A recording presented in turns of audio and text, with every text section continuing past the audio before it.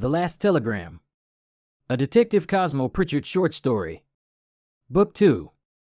By K.D. Upton. A roll of thunder rumbled through the deluge of rain that pelted the man's fedora, who stood, fists clenched, under the raging storm. Detective Cosmo Pritchard rubbed his aching neck as he tilted his head back and sighed in contentment as needle-like pricks struck his face in rapid succession. He inhaled the fresh scent of muddied earth and sighed against the hint of sweet citrus undertones of the nearby swaying Douglas fir trees. These mountains, trees, and air fueled him, and their absence had been sorely missed. Detective Pritchard squeezed his eyes shut and took in the sweet memories as they whirled forward, a gush of ointment on a festering wound. His skin tingled against the heady sensation of being pulled from the ether only for the second time. Was this penance for a life lived poorly, or was this just a continuation of what he'd been born to do? Hunt. Not prey, mind you, but killers of a different variety. Humans. Those who'd killed with abandon, and those who killed out of necessity. Regardless, in life, and apparently in death, his one inherent strength had been his tracking ability. Almost a perfect record. Still, the suddenness of arrival left him shaky like a knight after a heavy binge. He raised a trembling hand to his pounding temples and squinted into the night storm. A rickety wooden structure with yellowed blinking lights flickered in the distance. It sat off the windy road with a solitary car parked out front. Cosmo stepped forward, his feet sinking into the muddied earth. The squish of his scuffed leather shoes was barely audible over the electric lightning strikes dancing across the night sky. A rusted bell jangled as he opened the door and stepped onto the black and white checkerboard flooring marred with streaks and grime from at least a decade's worth of use. The faint rhythm of music wafted through the humid air as Cosmo eyed a redhead dancing with abandon behind the Formica counter. Her flushed cheeks and pert smile rooted him to his spot. Hat in hand, he watched as she spun and sang along to the song. Red ringlets bobbed about her oval face to the rhythm of the foreign-sounding music. Oh my! The young woman's voice quivered as her hand flew to her chest, fanning herself when her eyes landed on him. She darted to the record player, fumbling to silence it, the abrupt screech of a scratched record slicing through the air. Sorry! She stammered, breath hitching from her rush. How can I help you? Cosmo's eyes swept the room, cataloging every detail. A faded calendar hung crookedly on the wall beside a cluttered bulletin board. Dust clung thick to a neglected telegram machine, shoved into a corner as if forgotten by time. White envelopes crowded the shelves, their neat rows disrupted only by the empty canvas mailbags dangling from a nearby hook. The whole place seemed like a relic clinging to relevance. His gaze dropped to the growing puddle at his feet, water dripping from his soaked fedora. These moments never got easier, he'd learned that the hard way, but each one required tact, and he wasn't sure how to start this conversation. Wait. The redhead's lips parted in a startled O, her voice snapping him from his reverie. Are you here about the telegram? From Sheriff Dalton? Without waiting for an answer, she whirled around, rifling through the chaos on a nearby desk. Aha! She yanked a yellowed piece of paper from the desk, holding it aloft with a triumphant grin. Her flushed cheeks and sparkling eyes made her look almost childlike in her excitement, though Cosmo pegged her age closer to mid-20s. This is what you're looking for, she declared, thrusting the paper toward him. I told Officer Dalton it reminded me of a case from about 10 years ago. Big news around here. The murder of the century. Cosmo frowned, his exhaustion briefly overtaken by curiosity. The young woman's enthusiasm belied her age. She couldn't have been more than a child when that case occurred. Still, there was something in her confidence that held his attention. I'm just covering the post office while my dad's on a dinner break, she added, her voice softening.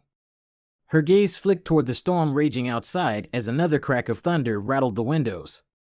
I haven't seen you around here before, she said, tilting her head as if sizing him up. What's your name? Cosmo hesitated for the briefest of moments before extending his hand, water still dripping from his sleeves. Detective Cosmo Pritchard, on loan from Portland. Officer Dalton called me in. Cold cases are my specialty. Her eyes darted to his outstretched hand, hesitating only briefly before taking it. In stark contrast to the chill that seeped into his bones, her skin was warm, soft. Her smile wavered, and for a moment, he saw someone else. Molly. Her navy dress, her pearls. The memory was so vivid it nearly unmoored him. Detective? Her voice jolted him back to the present, tinged with concern. He forced a smile, shaking off the ghost of the past. Apologies. Long day. Her expression softened, though a flicker of doubt lingered in her eyes. The telegram, She said, nodding toward the crumpled paper he now held in a death grip. Cosmo smoothed it out, his eyes scanning the faded words. It read, Do not trust Robert Kane. Midnight. The name ignited a spark in his memory. Is this about James Calloway's death in 1947? Her brows furrowed as her voice dropped. Shouldn't you already know that, Detective? With a nervous shift, she brought her hand to her throat, her fingers brushing her skin as if to ward off her unease. And how did you get here so quickly? Portland's hours away. Cosmo raised a calming hand. I'm staying with family in Ed River. Sheriff Dalton knew I was nearby and called me in. Her posture relaxed, though the suspicion didn't fully leave her eyes. All right. Yes, it's about James Calloway. That case rattled this town like nothing else. People still talk about it. Cosmo nodded, lost in thought. As far as he could remember, the case hadn't included a long list of suspects. Of course, it had been. He glanced over at the calendar. Gosh. How could it be 1957 already? His last memory was the summer of 1954, tracking a suspected serial killer. Detective Pritchard clenched his jaw at the foggy memory of running down a decrepit alley before lights went out. Who's the telegram for, miss? He eyed the woman speculatively. Oh, I'm Grace McGee. The corners of her mouth twitched upward. The effect made Cosmo's heart skip a beat. She hesitated before answering. I jotted it down on the back. It's a woman by the name of Maggie Kane, but I'm not too sure she's up for visitors. She's become the town hermit after all the speculation about her husband. Cosmo's ears perked up. Speculation? Yes, her husband, Robert Kane, had been the topic of several townsfolk since it happened. Nothing to prove it, mind you, but it dogged him until his death a few years ago. Cancer, poor woman. She's been through a lot. Her lips pressed into a thin line. People whispered about Robert Kane for years, but there was never any proof. Just talk. You know how small towns are. Cosmo nodded again, offering a quick thanks as he turned to leave. The door slammed behind him, the storm's fury welcoming him back. Head bowed, coat pulled tight, he walked into the darkness, knowing instinctively the next place he needed to be. This was the burden of his return, a journey without direction, led by forces he couldn't understand but dared not question. Headlights burned bright into his retinas, and just as he threw up a protective hand to shield his eyes, the car zoomed through him. A whirl of sound buzzed his ears when everything went black. When he came to, he stood in a waiting room with a gawky, ill-fitting blue-uniformed man standing in front of him, peering up at him, his hands on his narrow hips, his expression one of irritation and unease. I said, sir, who are you and why are you here in this storm? The man's reedy voice cut through the haze clouding Cosmo's mind. The fog lifted just enough to let Molly's face slip away, a face he'd once vowed never to forget. Yes. Cosmo extended his hand in greeting, which the man ignored. I'm Detective Cosmo Pritchard from the Portland Division, and I'm here about the telegram you've uncovered at the post office for one Mrs. Maggie Kane. The officer squinted, his pinched expression hardening. A voice called from an adjacent office, and moments later, a stocky man emerged. He moved with a calm confidence, the kind Cosmo had learned to distrust. Cosmo straightened to his full height as the man walked out from behind the reception desk. Rowdy, stand down. The gawky officer hesitated, then stepped aside, muttering under his breath. The newcomer crossed his arms, the fabric of his white button-down pulling taut against his chest. His gaze was calculating as it traveled over Cosmo. A detective out here, huh? We don't get many of your type. What's the occasion? His guarded tone spoke more than just a polite greeting. Cosmo had run into his sort plenty of times, and he knew he'd have to tread carefully or else raise the alarm before he could solve the case. But what would that mean in the ghostly realm? Cosmo shuddered to think. I've held a fascination with the case since it happened all those years ago, and since I was in the area visiting family, I thought I'd hit you up and see if I couldn't pick your brain. Did you work on the James Calloway murder case 10 years ago? The man held out his hand. Corporal Dalton. Cosmo pumped his hand in greeting. And yes, I was on the case, but not the lead. That was my predecessor, but I know the case. It's rare to have a murder in these parts. What do you want to know? Cosmo relayed all that he knew about the case from his foggy memory and added the details Grace McGee offered, and when he'd finished, Officer Dalton waved at Cosmo to follow him. I've got a box in my office on the case. These cold cases stick in my craw, and I've itched to solve it if only to get a peaceful night's sleep. I never thought it was some out-of-towner like most people around these parts. Although, I suppose it's better to think it's not one of our own, right? He snapped his fingers. I've heard of you, I think. You're a good detective, but this case... He whistled. Corporal Dalton chuckled and strode into his musty office. Desk orderly, not even a file laid on top of it. A frame of a middle-aged woman sat on the corner next to a black phone. Metal filing cabinets filled up the rest of the tiny room except for the desk. The sheriff reached behind his desk and lifted a cardboard box with a grunt. I've spent loads of time poring over these, but perhaps afresh I can glean some information that I've overlooked. Cosmo nodded, taking the heavy box in stride. That was one thing he prided himself on, physical fitness. It came in handy for chasing killers. One had to stay on top of things in order to stay alive. Sadly, it only takes one slip-up to end it all. If you find something, I only ask that you inform me first.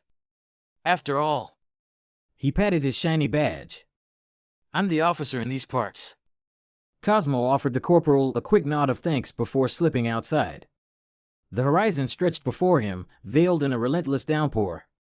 Sheets of rain turned the roadside to sludge, the mud creeping closer with each step. His grip tightened on the box of files, and a flicker of doubt surfaced. He'd never tried carrying anything tangible before. How would it hold up? Before the thought could settle, the world dissolved around him. When he blinked again, he found himself perched on the edge of a bed. A small television flickered in front of him, casting muted shadows on pale yellow walls. He turned his head, taking in the cramped motel room, a bathroom to his left, twin nightstands flanking the bed, and a green carpet that had seen better days. The air felt stale, heavy. Cosmo opened the box and riffled through all the files until his eyes blurred. However, all the files were practically identical in nature. James Calloway, 5 feet 10 inches in height, brown-eyed, red-headed, charismatic bloke, was, according to multiple accounts, also a troubled man who charmed many ladies in the area. Perhaps it was a jealous boyfriend or husband, but the overall consensus was that everyone agreed he had plenty of enemies. Additionally, the reports noted an older brother named Frank Calloway. Frank worked with Robert Kane for the last 2 years, starting around the time James began working for the steel industry. Another important piece of information Cosmo found in the mound of files was that James had rented a room at a motel on the outskirts of town. The motel owner said James checked into his room earlier on the night of his murder. Outside of the jealousy, the man held shady business dealings, and from Sheriff Dalton's reports, he'd found one such thread that seemed worthy of more investigation. Apparently, the local bartender had witnessed James arguing with a man in a gray trench coat outside his bar. When asked for a description of the man, the bartender was vague. His memory was patchy due to a night of binging. An alcoholic bar owner. The irony didn't get past Cosmo. How many long nights had he spent in bars over the years reviewing case after case when he should have been with Molly?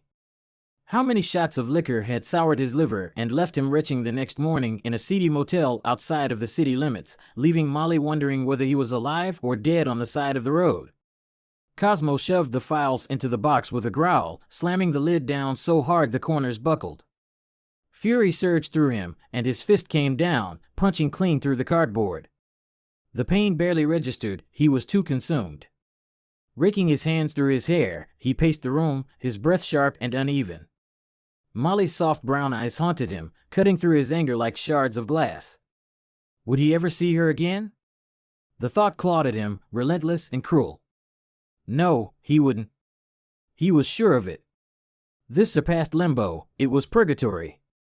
The only place fit for a man who had abandoned his wife, left her destitute and humiliated, the talk of the town after his death. He deserved nothing more. He forced himself to stop, to count to 10 as his chest heaved with the effort of keeping it together. His exhale was loud, jagged, and the room around him blurred, dissolving into a haze. Air whipped past him, brushing his skin with an eerie familiarity as he braced himself for the next shift. He didn't have to wait long before the world snapped back into focus. A white cottage house stood behind a picket fence. The flower beds bloomed with life, and the front door held a lively wreath welcoming all those who graced its porch. Cosmo rapped on the door and stood still, listening as soft, measured footfalls approached from within. When the door creaked open, a pair of gray eyes met his, heavy with a weariness that resonated deep in his own bones. The woman before him, impeccably dressed despite her disheveled air, carried a weight few could comprehend. Pain lingered in her gaze, raw and unresolved, yet she had fought through the whispers and sidelong glances, rising each morning to confront a world that would never feel complete, but one she refused to abandon. Mrs. Kane? Cosmo's hushed, raspy voice sounded hollow and haunted even to his ears. The woman's grin failed to reach her eyes. I've been expecting you. Please. She stood back, allowing Cosmo entrance. Come in. Would you like some coffee? Cosmo followed the slight woman into a tidy kitchen filled with shades of blue and white. The kettle shrilled on the stove top, and she sidled up to it, pouring the hot liquid into 2 mugs, handing one to Cosmo. Sugar or cream? She asked, even though Cosmo stood shaking his head. He wondered how a ghost could hold objects. Too bad this whole gig didn't come with a manual, but how he craved the taste of good coffee. This was a treat, indeed. They both sat opposite each other at the kitchen table and stared at each other. Cosmo examined the wrinkles around her eyes and mouth. Sadly, they were not of the laughing variety, but years of grief and gossip. Her rigid shoulders and hand on her lap spoke of a guarded woman, not unused to fighting for justice, but with something else mixed in. Mrs. Kane. Cosmo began, his voice insistent but light. Why were you expecting me? Her lips flattened into a line. Sheriff Dalton called, warning me you might be by, but it wouldn't have mattered. With Grace McGee, everyone knows about your presence in this town. That young girl has got a loose tongue, but she means well. She doesn't know the whole truth. Maggie Kane slowly stirred cream into her coffee.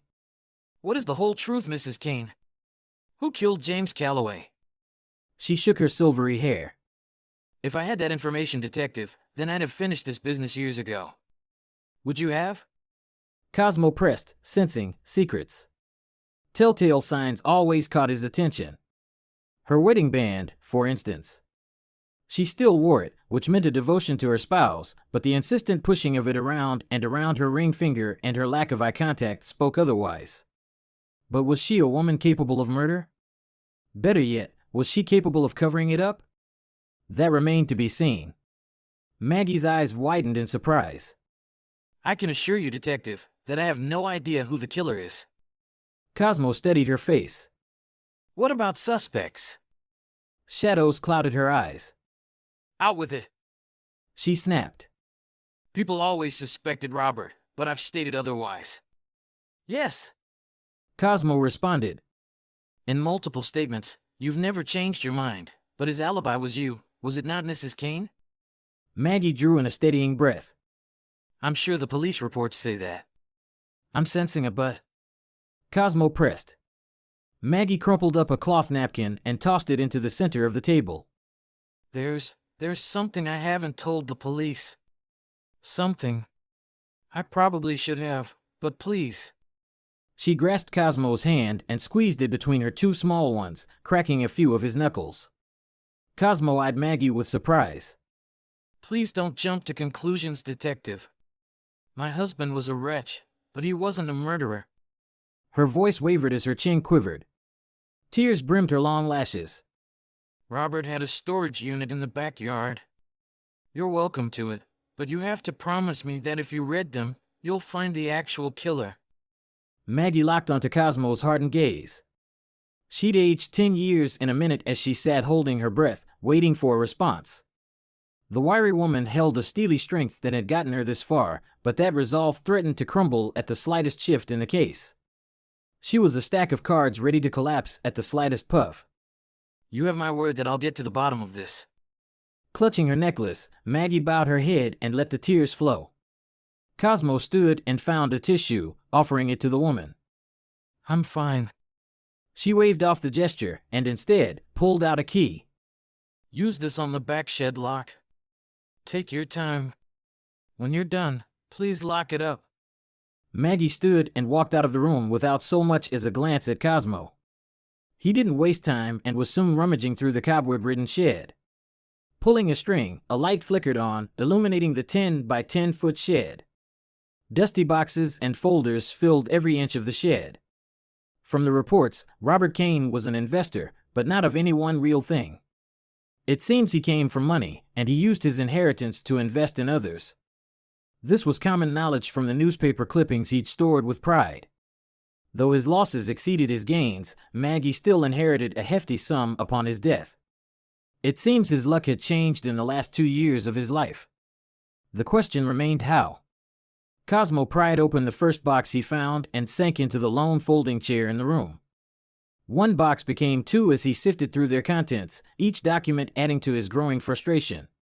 Then, amidst the clutter, something caught his eye, a dusty ledger, its pages lined with meticulous handwriting. The fine strokes spoke of an educated and calculating mind, every entry precise, every detail deliberate. Not a single ink blot marred the pages, but what leapt out to Cosmo were the records, transactions that left his pulse quickening. Large deposits from a Portland corporation appeared at clockwork intervals, every 2 weeks without fail. Month after month, the same pattern unfolded in stark black ink. Cosmo recoiled. That steel company. The one that Sheriff Dalton and Cosmo's superiors had linked to money laundering during an investigation years ago. Cosmo's eyes fell upon that same name in the old ledger. Cosmo's fingers traced the edge of the ledger as he recalled the reports. The steel company was nothing more than a front, its warehouses barren while it funneled dirty money for Oregon's criminal underbelly. The sheriff had found ties between James Calloway and the company, subpoenaed bank records painting a damning picture. James had been careless, leaving a trail that all but confirmed his involvement. The memory flickered in Cosmo's mind, so vivid it felt like stepping back in time. Molly. She'd made him bangers and mash that night before he'd heard the news of the steel corruption. She'd made his favorite. It was her way, showering him with quiet affection ever since they'd started dating. The promotion to detective had been no different. She'd celebrated by bringing him a piece of home. Home. The word was a phantom now, distant and unreachable. The hum of London streets, the life he once knew, it all called to him like a dream slipping through his fingers. Cosmo clenched his fist, the memory bittersweet. A life never to be reclaimed. A taste never to be savored again. Cosmo rid his mind of the invading thoughts and focused on the details. He excelled at that task. Relationships? Not so much. Killers, now that's where he thrived. Local newspapers covered the case ad nauseum. The faces of the accused stood out against the standard fare, and it even brought in FBI agents, which was a real adrenaline push for someone just promoted in the force. That day stuck out for many reasons, but that steel company had been dealt with swiftly. Long prison sentences for all involved, except James Calloway. Someone killed him before the trial date. It all came rushing back, and Cosmo stood up, a hand on his hip where his gun used to sit. He scanned the overstuffed room and caught sight of one box that lacked the years of grime. A worn picture album sat in the corner, wedged between two larger boxes of ledgers. Cosmo ran his fingers along the leather binding and flipped it open. Someone had carefully arranged multiple pictures on the pages. When he flipped to the second page, a pressed rose fell to the ground, landing on his shoe. A small smile spread across his face as he stared down at the younger Maggie standing between two men. Cosmo dashed out of the shed and bolted for the back door, intent on questioning Maggie further when a stiff arm swung in front of him, knocking him square in the chest. He grunted and flipped backward. His head bounced off the soft earth as stars swam within his vision. Leave town, rasped a man who loomed over Cosmo's splayed body. This is your final warning. Cosmo squinted against the torrent of rain, blurring his vision. Shadows masked the man's face, but the trench coat looked like a carbon copy of the one the bartender had reported. With a swift kick in Cosmo's ribs, the man flicked a glowing cigarette onto Cosmo's torso before stalking off into the stormy night, disappearing behind some bushes that separated Maggie's house from her neighbor's. Cosmo groaned and rolled onto his knees. Panting, he rubbed his sore ribs. How was it possible that a ghost could experience pain? Cosmo planted his foot and struggled to stand. He swayed against the side of the shed before stepping toward the back porch. Maggie had left the light on. When he'd made it to the door, he scuffed his muddied shoes on the doormat and then knocked. What happened? Maggie's shrill voice echoed in Cosmo's head. She ushered him in, pulling a chair from the table and pushing him into it. Flitting about the kitchen, she dropped a handful of ice cubes into a towel and propped it on his head. Cosmo grimaced, muttering a few curse words against the jolt of pain ripping through his head. Maggie made more coffee, waiting patiently for Cosmo to regain some composure. A man attacked me outside Robert's shed. Maggie let out a guttural sigh. Cosmo positioned the ice over the knot forming on his head and watched Maggie drop another cookie onto the floor. She slammed her palms against the counter. I'm sorry, she whispered, her head bowed. Mrs. Kane. Maggie, please. I haven't been Mrs. Kane in so long, and frankly, I'm tired of it.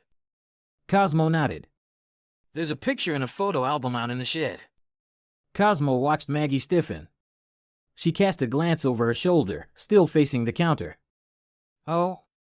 But her tone was of defeat more than surprise. If I'm not mistaken, there's a picture of you standing between Robert Kane and James Calloway, who is standing next to a third man resembling James. Also, in the background, there's a boy. Maggie remained quiet. Tell me. Cosmo lowered his voice. Was Robert aware of the affair? Maggie snorted and whirled around. The anger dripped off of her and even edged her words. I sure hope so. She blurted. Robert loved nothing other than himself and money. I was a means to an end. James! Her voice faltered. Cosmo arched a brow as he watched the fight drain from her body. Shoulders slumped, she dragged a chair over and sat in front of Cosmo. Red was many things. She paused.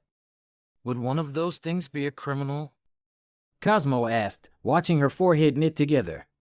The distress enhanced the wrinkles around her eyes and mouth. James ran in the wrong circles. She began, sniffling. He grew up in a poor section of Portland with his older brother, Frank. They were always inseparable in their youth. Anyway, when James came here on a business deal with the steel company, he met with Robert a few times, and on those trips, he noticed Robert's inattentiveness. Let me guess. Cosmo watched Maggie fidget with her fitted black turtleneck. Did Robert abuse you, Maggie? Maggie's eyes grew moist as she blinked in rapid succession before nodding. He did things, she spit out, that husbands have done for centuries. Keep me in line, he'd say. Show me my place. Sick twit didn't know how to treat a lady. But James did? Cosmo pushed. Was the boy yours? What? Maggie swiped at the tears rolling down her face, vigorously shaking her head no. She held Cosmo's inquisitive gaze. James planned on cooperating with the police. He told me. Her face twisted in grief. He told me he'd been in contact with the authorities, and he was turning state's evidence to stop the laundering, but he never got to. Maggie pulled out a handkerchief and dabbed at her eyes. JC. Cosmo said, noting the initials on the cloth. He never got to turn state's evidence, I take it. She shook her head. He died within a couple of days after telling me. Robert caught us that afternoon when he'd planned on traveling back to Portland. He'd set up a meeting with some FBI agent, and I was desperate to see him one last time before it all hit the fan, except Robert lied in wait. That man had tracked me for weeks, apparently. Anyway, he followed me to our secret place, a motel on the outskirts of town. Robert broke the door down the moment James embraced me. She squeezed her eyes shut against the awful memory. He threatened to kill James that night. Did he? Cosmo asked, a smidge above a whisper. Maggie half shrugged. All I can tell you is that the telegram was meant for me. It was from James. We were supposed to meet at midnight at our place, but when I arrived... Maggie's shoulders bobbed as she sobbed into his handkerchief. He was dead. Cosmo didn't need her to explain further. Maggie was the one to have found him, even though that had been kept out of the investigation. According to the reports, an anonymous call had been made by some male. Did Robert call it in? Maggie gave a weak nod. Cosmo leaned his elbows against his thighs and clasped his hands together. Maggie, did Robert have any business colleagues other than James? Yes. She sniffled. Frank Calloway was James' older brother. That's who introduced Robert to James. Why? She peered at Cosmo with watery gray eyes. Cosmo offered a smile. Thank you, Maggie. He stood and handed the damp towel with melting ice cubes over to her. I believe there's a sheriff I need to see. It was a pleasure meeting you. Cosmo stepped toward the front door, turning at the last minute. I do hope you find peace. At that, he stepped out into the stormy night and blipped out of sight. The police station remained just as Cosmo had left it, with the sheriff in his office and Rowdy in his face. Here. Cosmo handed over the box of reports on the James Calloway case. May I see your boss? Now wait just a minute. Rowdy barked, his mustache wrinkling above his lip. Rowdy! Sheriff Dalton peeked his head outside his office, a grin on his face. Leave the man alone. To Cosmo he said, Come in here. Rowdy's all bark and no bite. Boss! Rowdy pouted, but Cosmo felt the tingling all over his skin. The needling appeared directly before he evaporated out of existence on the last case, where he solved a murder at a barn in the distant future. His mood soared, and he walked with a bounce to his step across the creaking wooden floors. Maybe this time, he'd blip out of existence for good.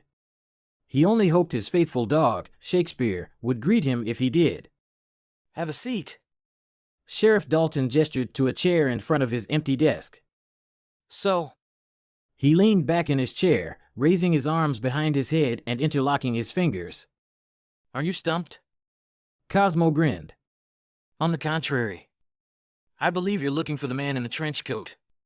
Sheriff Dalton frowned. Robert had a trench coat. He did. Cosmo agreed. But Robert Kane is innocent. It was a hunch, but a strong one, and the detective learned his lesson long ago about trusting his gut. Too bad he'd ignored it the night he died. The sheriff sat up straight in his chair. He opened a desk drawer and pulled out a pad of paper and a pen. Go on. Cosmo relayed the information he'd gotten from Maggie about the affair and the shed. Well, that does throw a wrench in our theory. So, James was turning state's evidence. We knew he'd run in a bad circle, and we'd connected him to the steel company. One theory was that someone from the company hired another to kill him. Although, if Robert caught James and Maggie in an affair, that gives him motive and means. It could. Cosmo agreed. But you're here to tell me the killer's identity. Not supposition. Indeed. Cosmo took off his fedora and set it on his lap.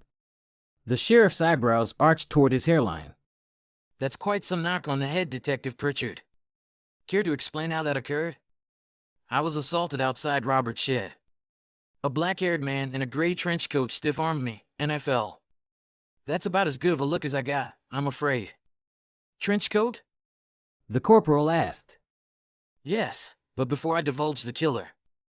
Robert was in business with James' brother, Frank Calloway. Yes. That's the first person we interrogated outside of Maggie. We cleared both Robert and Frank of any wrongdoing. They both had airtight alibis. Except Maggie stated Robert wasn't with her after all. Remember?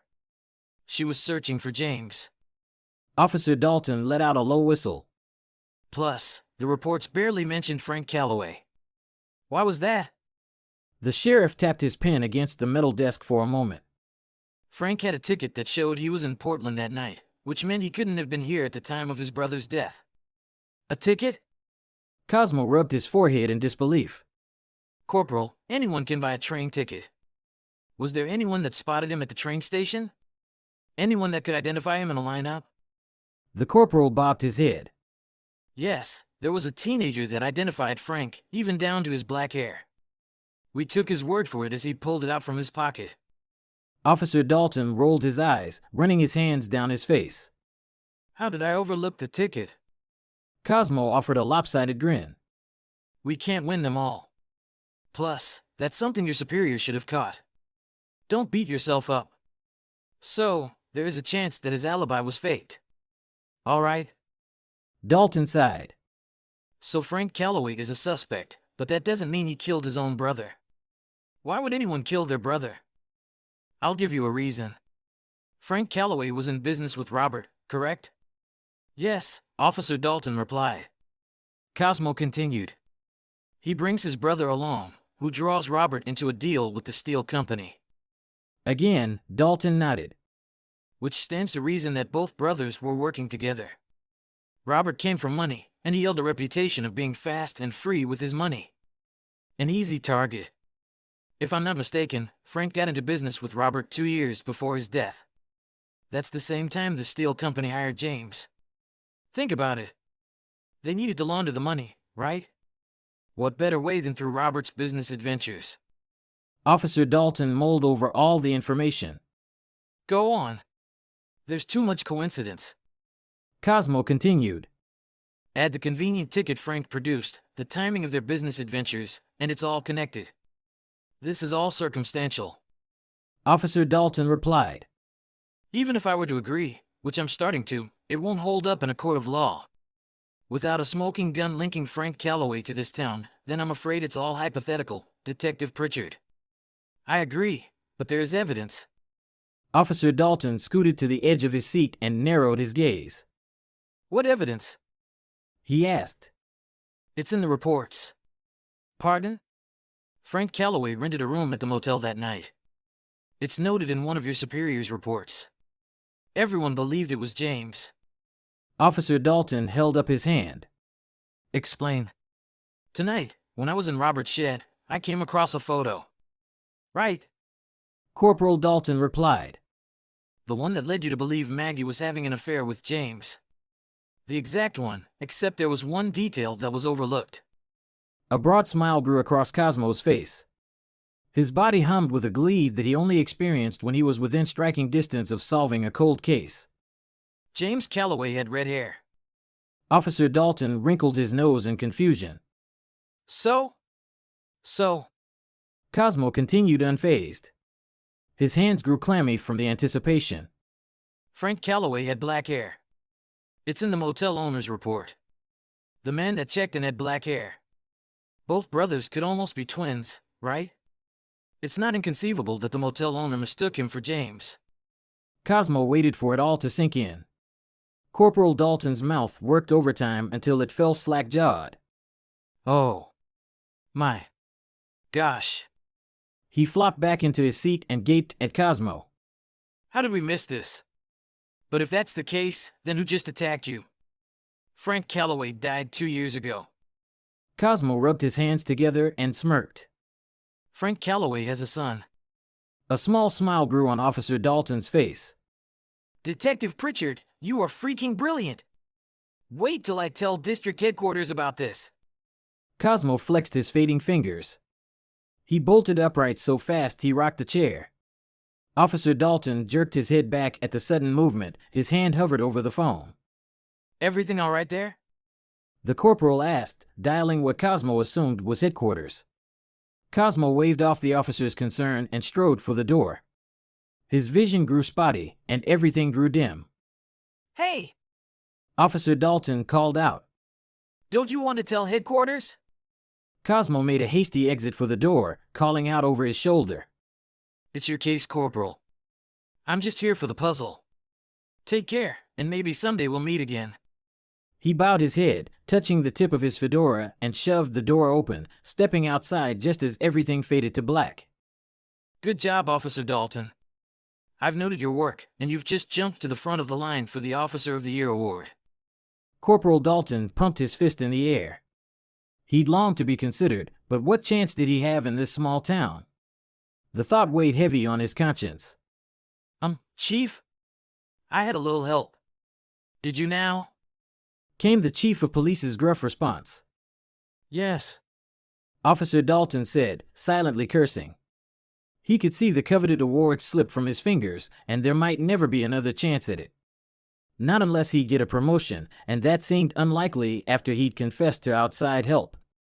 A Detective Cosmo Pritchard was visiting from Portland, and I have to say that this would still be a cold case except for him. He's truly a boon to the police force, sir. A heavy silence greeted Corporal Dalton. He frowned, tapping the phone's receiver. Hello? Chief, are you there? He held a hand over the receiver and called out. Rowdy, something is wrong with the phone line. No. Came the chief's gruff voice. No, I heard you, but Corporal Dalton, that's impossible. Dalton's knee bobbed up and down, an eerie sensation prickling his skin. I don't understand. Corporal. The chief's voice lowered to an almost imperceptible level. Detective Cosmo Pritchard died 4 years ago. He was murdered. Is this a sick joke? Because it's not funny. Officer Dalton dropped the phone onto his desk as if it had burned him. He raked his trembling hands through his tuft of hair and stared outside his office door. Rowdy. He snapped. The heavy footfalls of the lanky officer thudded ever louder in the corporal's ears until the young man's head peeked in. You called, sir? Has Detective Pritchard left? Yes, he just... Corporal Dalton jumped up and sprinted for the door, shoving Rowdy to the side in his haste. Hey! Rowdy snorted, but Dalton hadn't waited for a response. He shoved open the door to the police station, stepping into the downpour as relentless rain lashed against him. His eyes scanned the darkened parking lot, the shadows between the cars, and the horizon beyond, but all he saw was a streak of lightning slashing across the turbulent night sky. Detective Pritchard? Corporal Dalton's voice rang out, strained and desperate, his veins bulging with the effort. He circled the building, eyes darting into the rain-soaked gloom, but all he found was the persistent patter of water striking his tense face. In the distance, Cosmo stood shrouded by 2 towering Douglas firs, watching the corporal through the veil of storm and shadow. The horror etched on Dalton's face was one Cosmo had seen before, in the expression of Detective Knight, another man confronted by the unexplainable.